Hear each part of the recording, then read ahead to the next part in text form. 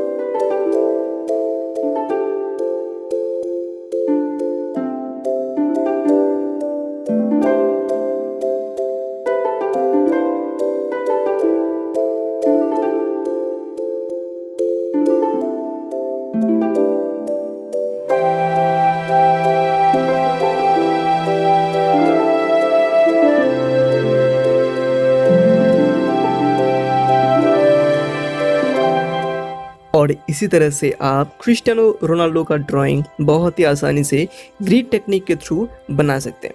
तो बस आज की इस वीडियो के लिए इतना ही। वीडियो अगर पसंद आया तो प्लीज़ लाइक करना, शेयर करना और इसी तरह का वीडियो पाने के लिए जो मेरा चैनल है उसको प्लीज़ सब्सक्राइब ज़रूर कर देना। तो बस आज की इस वीडियो के लिए इतना ही।